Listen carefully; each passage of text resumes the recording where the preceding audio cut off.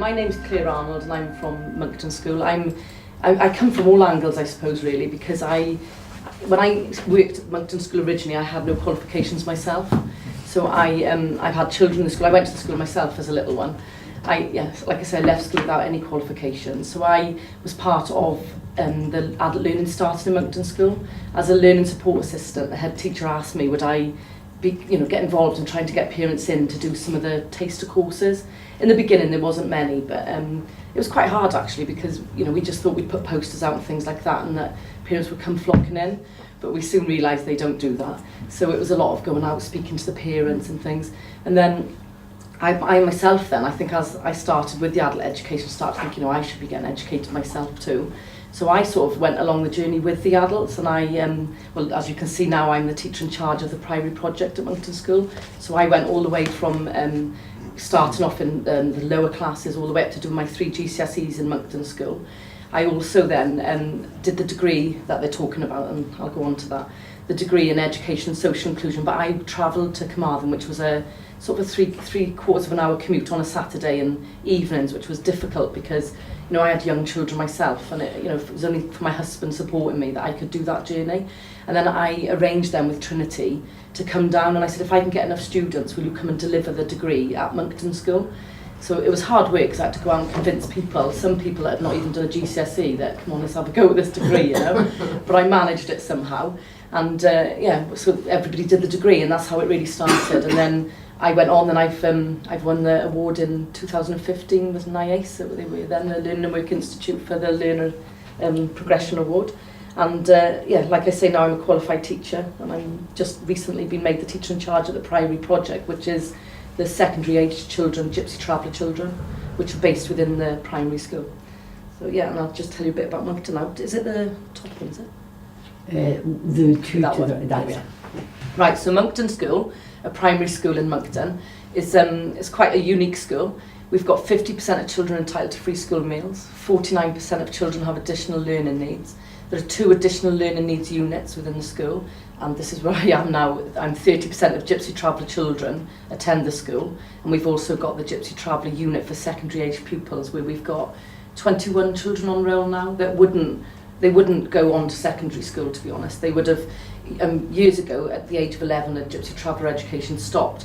And we do get questions about it. People are interested about it because they say, well, what makes them any different? Why can't they be prosecuted and made to go to school? But what they tend to do, the Gypsy Travellers, is quite clever. They've got family everywhere. And what they do is if anybody comes and starts asking why the children aren't in school, they'll move the children on. They'll put the children up in Herefordshire with family, and they're hard to track then. But at the end of the day, whether you agree with it or not, those children aren't getting an education. And a lot of the time it's the parents that are stopping them, really, but because of the bad experience that they've had. So they, to have that unit there where they feel they've gone through that school as juniors, and they just see it, they don't see it as secondary school, they see it as still going to Moncton School.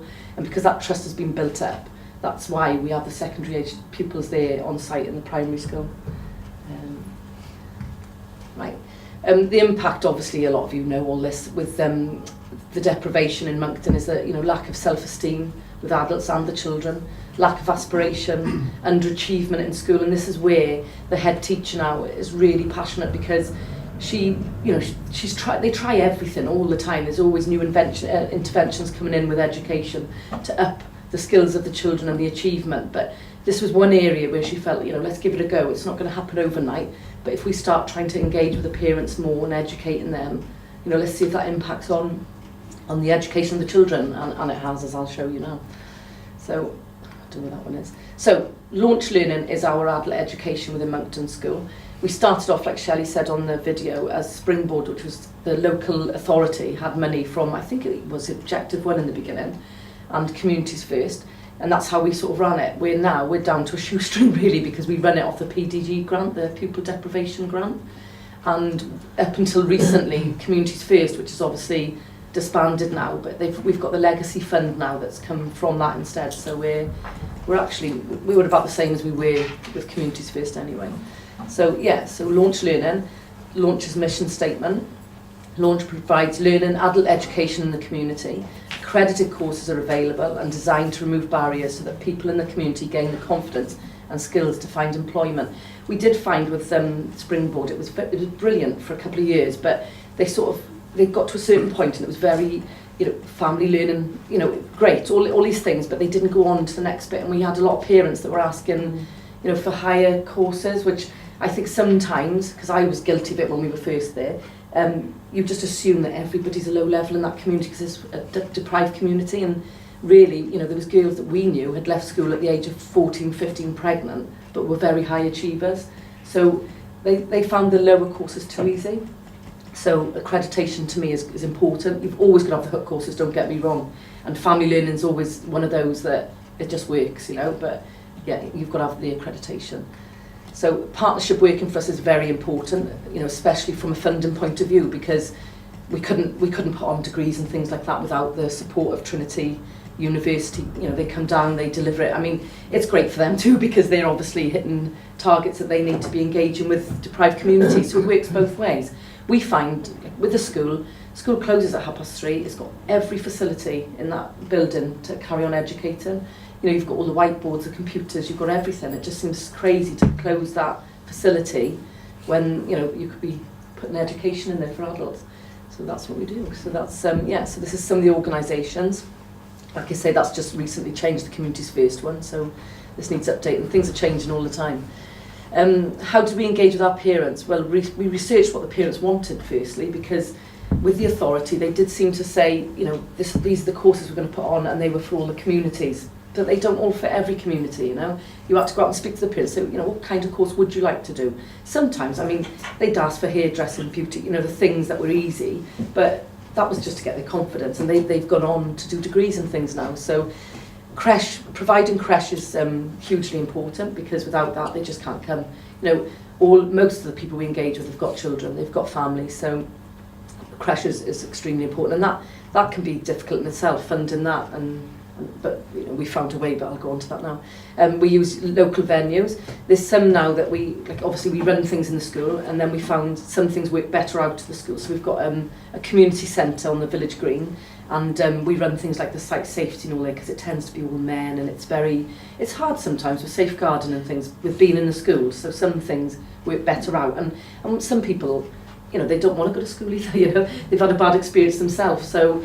But those people have gone, and then eventually they are coming to the school because they see it differently now. But to first approach a course, maybe school's not the right place. And we work closely with parents all the time. Courses parents wanted, things like we're next to a local refinery, so there's a lot of work comes from their shutdowns and things like that. And there's a course that they have to do to go on it, which I think it says prices in you, I don't know how much it is at the moment, but it was something like £190 that you've got to pay out of your benefits to actually be qualified enough. It's a 2-day course to be able to go and work on the site. Well, that's a lot of money, because that's no guarantee. They haven't got a job at the end of that, but they need that qualification, so it's difficult. So we've run those courses. But like Kelly said on the film, they're really expensive for us. They cost us over £1,000, and they can wipe out our budget for a term. But it's a good way of engaging men as well. And we do tend to engage them onto other things then through the site safety. Family learning courses we've got down there, hairdressing, all sorts. We do whatever. We've got some things here.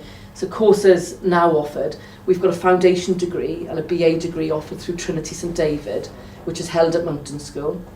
Last year then we started a degree in youth and community work. Seems to be quite up and coming, working around youth and things, and people are starting to ask, are there any other degrees? So we're starting to get a bit, we need a couple more now. We were doing the same one for a couple of years. CSCS and site safety are the ones I'm talking about to get on the refinery, the pass that you need to get on the refinery. We do GCSEs. We tend to do English, Maths and Science, the core subjects, because they're what people need. And with the education, a lot of the LSAs, the learning support assistants in school, do it, so they need the GCSEs to go on to PGCE and things like that. Basic food hygiene. We try to really accredit everything, because I just think, why not? there's qualifications from quite a low level to quite a high level that you can just do alongside. Family learning, we do the paediatric first aid, computer courses, including ECDL offered through Learn in Pembrokeshire. So we still, Learn in Pembrokeshire were where Springboard began, so we still work with Learn in Pembrokeshire. We can work together. They use us a bit now for things as well. Hook courses are still offered in hair, beauty, sewing, card making. You're always going to need them just to engage people into the courses. And now we've started our own Crash Workers accredited course because Grow your own. yeah, we did grow our own because it was just so difficult. And like I say, and the money, and then we've got people, like parents basically, that wanted to go on courses but couldn't go on the courses because if we couldn't provide childcare, they couldn't do it. But they wanted a qualification, so we've now accredited them so that they're sort of sharing. So they sort of owe each other one. If I cover you for that course, then I'll cover you for that course. And we've got accredited Crash Workers. I think there's quite a few now. I think it goes on to see how many. And we do bespoke courses. I know Kelly now, the one that runs the adult learning, she's working with people from Denfro, UK, which there was some men on there, I don't know why only men, with really poor literacy skills. And there was one man in particular that he was cleaning, changing toilet rolls, things like this, and he had to just like sign a form to say he'd done it, and he was struggling with that, and they were going to have to let him go. So she's gone in now to just help him with the skills he needs to just be able to do that. And then she's had other men come in then and say, oh, my reading's really poor, and it's just like let on. So she's ended up now running a course somewhere where we shouldn't have been really. But that's one thing with us, we won't say no. If we can say yes, we'll say yes.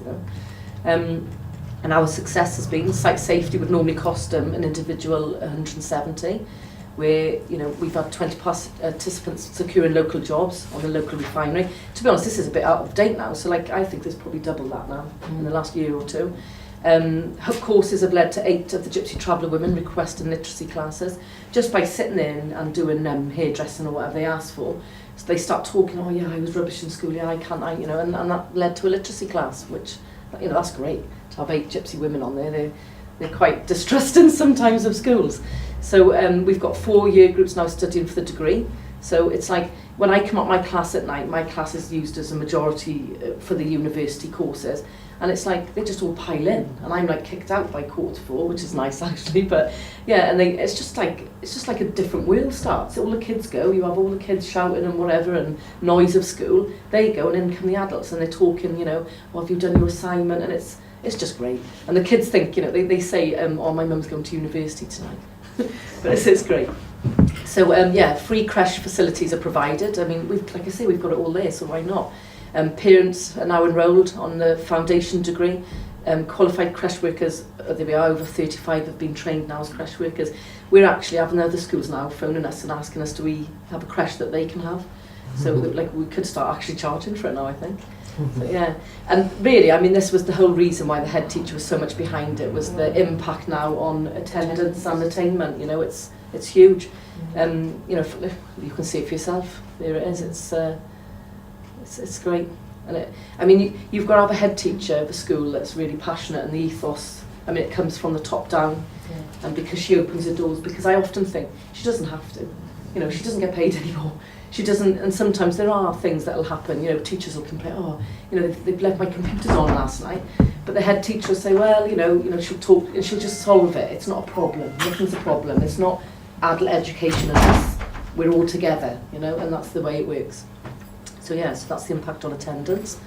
And then, look at this, we've got the pupil deprivation grant was introduced to provide financial support to help tackle effects of poverty on attainment, and there we've got it.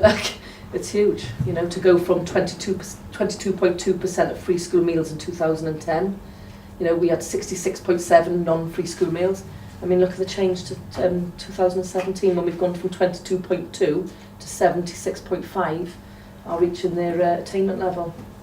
So and I honestly think it's massive, like the impact of the adult education, even the ones that the parents aren't actually engaging on courses now. I think it just raises aspiration in the whole school. It's they can see there's somewhere else, and we can say, when your education ends at 16, it doesn't really. You can go on. You can, and if you can't do it somewhere else, then you can come here. So that's us. I think, So I don't know if anybody's got any questions. Great. We've just got time for a few questions. Louise. I'm just curious because we've been trying to engage in twilight sessions after school, and they're really hard because obviously parents want children want to go home, have a snack, have something to eat, and then trying to get the parents to come back or to stay on. So we never really quite get the numbers we think we're going to get. So how did you manage that? I think that like the secret, no, it's not a secret, but I think the thing what we found was if you start the course straight from school, so when they come to pick up the children, they don't go home. If they go home, you don't see them again, you know. So I think, you know, you've got to start it straight from the school finishing, provide snacks, things like that. You've got to make it worth their while, especially in the beginning. You know, it's difficult because, like I say, there's lack of funding. You can't give everybody a hamper or something for coming, can you? We tried all that when we were Objective One, and we had loads of money at that time, and it was like, you know, we had T-shirts, we had uniform, we had everything, but it didn't work. You know, what works is being able to fit it around the family and asking them, and you know, we don't. And the creche, do you provide a creche? Yeah. Yeah, and it's still. I mean, I'll talk about later on, but I was just curious because obviously that was like an ongoing struggle, just kind of provide a snack, hang on to them, and having somebody to go out, a face that the people know, that works. I mean, I think sometimes people have been put in a community that don't know the community at all. You know, and they go in and they're dressed and their high heels on and they're going out to talk to parents, and you can just tell the parents, oh, who the heck is that? You know, it doesn't work. It needs to be somebody that they know, you know, within a community, and get them out at the play, you know, when they're picking up the kids, to go out and chat to them and say, oh, you know, we've got this course, you know, obviously you can't make it now, but come and have a look what we're doing next week and things like that. It's just that. It takes time though, it does take time, and that, like we always say with the funding, you know, if that, a lot of the time with the government, they tend to give you money and you get all this money to spend to do these wonderful things, then it's taken away again, you know, so it's ongoing, it takes time, this has took years, you know. I think I started adult education in, I think 2003, I think it started. So it's, you know, it took a long time. It's worthwhile saying, just for anybody who doesn't know, that the pupil deprivation grant in Wales is the equivalent of the pupil premium in England. But I thought that everybody sort of knew that, otherwise they would have said something. Sorry, anyway. That's huge for us, the pupil deprivation grant. That employs Kelly. That employs Kelly because, you know, there was a year when we had actually no money. So the school employed Kelly for that year. And she had to go out and get courses from anywhere. You know, if you do a free course, St John's Ambulance would do a first aid course. You know, it was just to keep it going. Because there are things out there. It's just having that person to coordinate it. And as well, we're saying as well that the pupil premium in England hasn't been sensationally taken up by teachers, by schools, in terms of supporting family learning, but the pupil deprivation grant in Wales has. It's variable, but it's still a very, very much higher take up for family learning. The recognition of the whole family is the environment for education is much higher in Wales than it is across England. Sorry, Juliet, you were going to say. Yeah, what's fantastic. I'm just so absolutely in awe of what you've achieved. I think it's incredible. I've seen lots of people go from family learning onto degree level courses. I've never seen it actually delivered in a school as a progression route from the learning that you're doing in school. The thing that I was interested in, well, two things. First of all, cost, because obviously, you know, we're talking fees and all of this stuff. How do you manage that? Well, like I said, the only way we can do it, we employ Kelly then for the pupil deprivation grant. Resources are used within the school because the head teachers, I suppose, it's goodwill, you know, paper, things like that all answer. But they don't have to pay like a BA £9,000 a year. No, the students now have to pay, but they get student finance.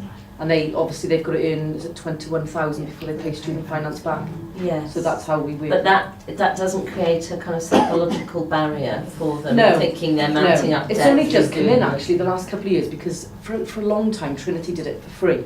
I think they had targets to hit and we were great for them. So they came in and they were doing it for free, and then it, you know, like everything, income's money then, and we need to start charging. So no, that's not a challenge. But then even things like Kelly sitting down filling a form in for student finance, it's very, you know, you've got to do everything for them sometimes to get them going, because you know, if you gave a form, they don't know and they don't understand it, and they, you know, these are people who are dealing with, like, they're having provident loans and things where they're paying that high interest on loans. So they, you know, if they're given that and their partner say, oh, you're not doing that, my God, you're not paying that. But they don't understand they're not really going to be paying it. Or if they do, it's because they're going to be a lot better off. It's just having that person to explain it in the right way and not be, you know, judgmental, really, I suppose. But, any other questions before we move on? Claire is going to stay. You are going to stay. Yes, I am. am. She is going to stay, so she'll be here for the discussion, which is going to be led by Helen today, and also at lunchtime if anybody wants to have a further chat. But thank you so much for coming all the way from Wales. oh no, I enjoyed to come it. to this. It was really excellent. Thank you very much.